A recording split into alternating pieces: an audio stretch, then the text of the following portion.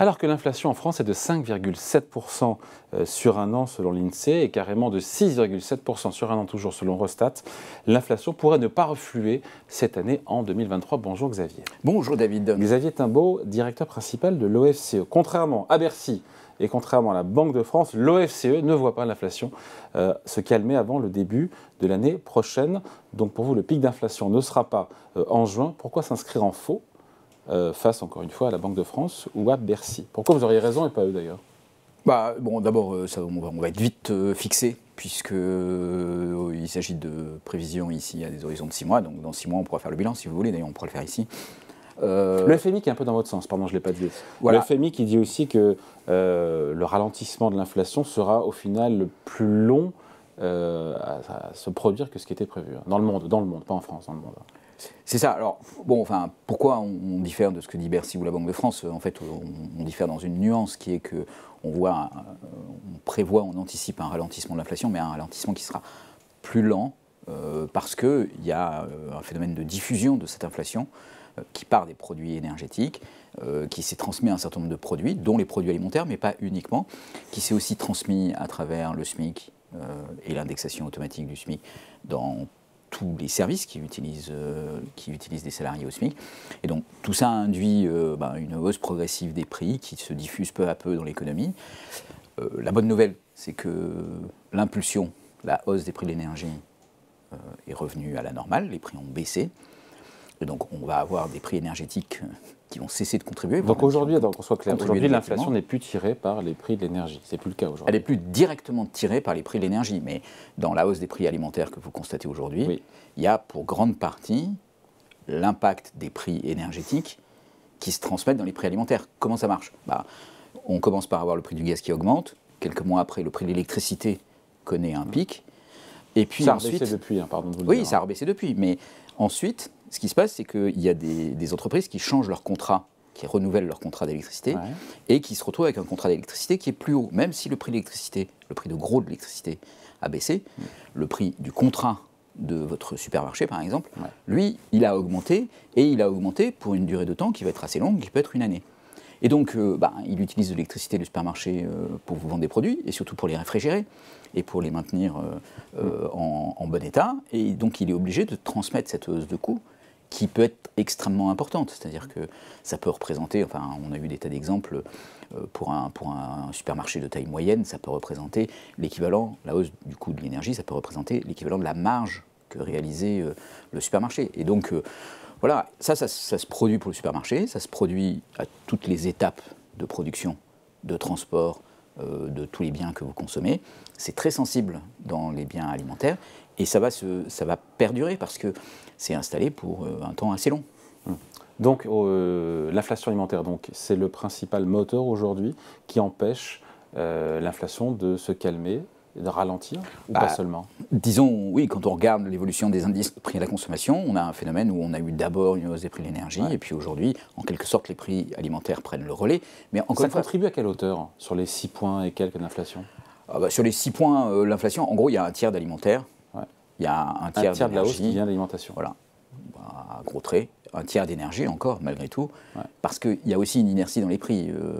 Tous les consommateurs ne sont pas indexés sur le prix de gros de l'énergie. Vous n'achetez pas votre gaz à Amsterdam. Et donc, du coup, voilà, si vous avez renouvelé votre contrat en décembre, ou si vous êtes au tarif régulé par la CRE, vous avez eu une hausse de prix de 15% qui est programmée. Qu'est-ce qui augmente sinon? Qu'est-ce qui tire les prix à la hausse en dehors de l'alimentaire aujourd'hui?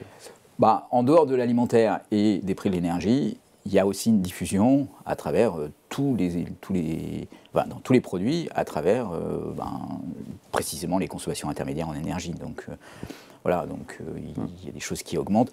Mais encore une fois, le pire est derrière nous, puisque encore une fois, depuis le prix du gaz a baissé, le prix de l'électricité a baissé. Bien sûr. Alors le pire n'est pas tout à fait derrière nous. Il est d'une certaine façon derrière nous, parce que vous avez raison, les prix de gros du gaz, de l'électricité ont beaucoup baissé, ils sont très détendus par rapport à ce qu'ils étaient. On peut craindre que ça réaugmente un peu à l'hiver, mais bon, passons sur cette crainte. Mais ce qui se passe, c'est que ces prix de gros ne sont pas les prix que payent vos fournisseurs.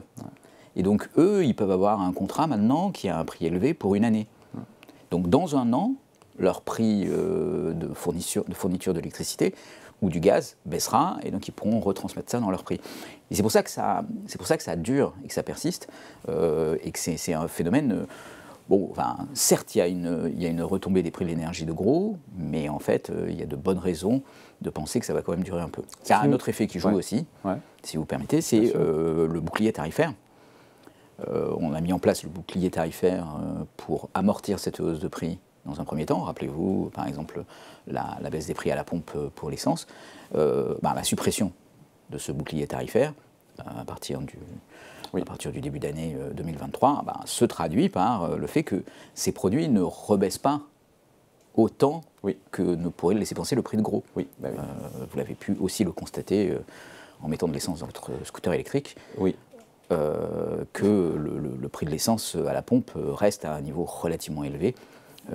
Et ça traduit cette inertie qui continue. Donc, inflation moyenne, selon l'OFCE, cette année, 5,8% contre 5,2% en moyenne. Et en même temps, vous anticipez des hausses de salaire cette année de 5,6%. Donc là, on se dit que le pouvoir d'achat des salariés est quasiment préservé. Alors, il est quasiment préservé si on regarde que l'année 2023. Et ça fait suite quand même à une année 2022 où le pouvoir d'achat des salariés n'était pas... donc il y a ce retard d'indexation des salaires sur les prix. Mais effectivement, et c'est une autre composante qui explique la persistance de l'inflation, c'est que cette marche d'escalier sur les prix, petit à petit, elle est rattrapée par les salaires. Et donc même si ça se détend sur le prix de gros de l'énergie, ça continue à diffuser aussi par les salaires. 2024, on sera encore à 3,8% selon vous d'inflation en moyenne. J'ai envie de dire, mais c'est pour quand les fameux 2% là, dont tout le monde parle et qu'on voudrait tous, vers lequel on voudrait tous revenir? Dans notre prévision, alors après, une prévision, ça repose sur un certain nombre d'hypothèses. Donc nous, on essaye d'expliciter au maximum ces hypothèses, mais ça ne veut pas dire que ça va se passer exactement comme ça. Mais dans notre prévision, à la fin de l'année 2024, le glissement d'inflation sera de 3%. Donc on ne sera pas encore revenu au fameux 2%. Et il faudra attendre, de ce point de vue-là, l'année 2025. En moyenne, on sera à 3,8% en 2024, selon vous. Et en glissement annuel, on sera à 3%. Si on peut expliquer en 2 secondes la différence. La différence, c'est que la moyenne annuelle, ça va faire la moyenne de tous les mois de l'année. Et quand on parle en glissement, on va regarder l'évolution des prix entre décembre 2024 et décembre 2023. Et donc, quelle est la valeur la plus pertinente? La valeur la plus pertinente, celle qui correspond à votre perte de pouvoir d'achat sur l'année 2024, c'est la moyenne, malheureusement. Donc c'est celle-là qui compte. Après, si vous voulez vous intéresser à la dynamique de l'inflation et savoir qu'est-ce qui va se passer ensuite, est-ce qu'on est à un niveau normal ou pas, le glissement vous donne une information. Donc en glissement annuel fin 2024, on est encore à 3%. On est encore à 3%, on se rapproche des 2%, mais on voit pas avant 2025. Et encore, ça paraît loin 2025, il peut se passer plein de choses. Et il peut se passer plein de choses en 2025. Tout ça repose aussi sur des hypothèses quand même qui sont explicites, mais qui sont quand même assez fortes. On n'a pas de nouvelle crise énergétique cet hiver autour du gaz et il n'y a pas de transmission de cette possible crise énergétique au prix de l'électricité. Donc c'est quand même un scénario pour le moment hypothétique. Il y a plein d'aléas qui peuvent se produire. Il y a une tension géopolitique qui est très très forte.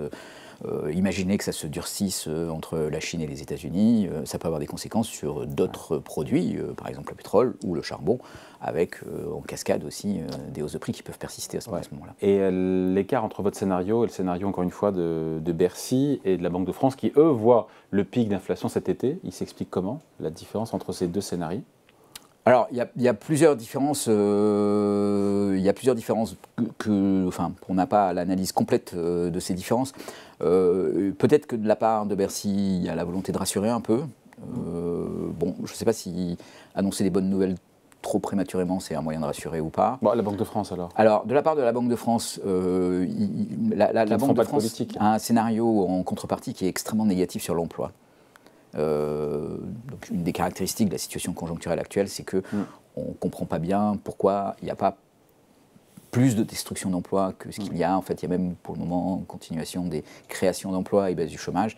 Et pour tout le monde, c'est un peu un mystère parce que si on se compare à 2019, la fin de l'année 2019, aujourd'hui, il nous manque en gros 3 points d'activité. Mais l'emploi continue d'être très dynamique. Donc il y a une question. Au détriment de la productivité, mais c'est un autre sujet. Non, c'est exactement le sujet en fait, parce que c'est au détriment de la productivité et donc au détriment des baisses de prix, évidemment, ou des modérations salariales. Voilà. Pour la Banque de France, il y a une correction qui va arriver très rapidement que vous ne voyez pas de l'emploi, que nous n'inscrivons pas dans notre prévision, et donc qui fait. La différence vient de là.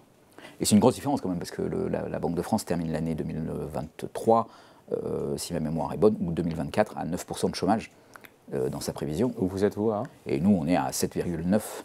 Donc ce point d'écart-là. Donc ça fait un gros point d'écart de chômage et donc derrière une dynamique de la productivité et des salaires qui est différente et qui explique voilà, cet atterrissage assez rapide pour la Banque de France et moins rapide pour nous. Voilà, donc l'inflation ne devrait pas baisser cette année en France.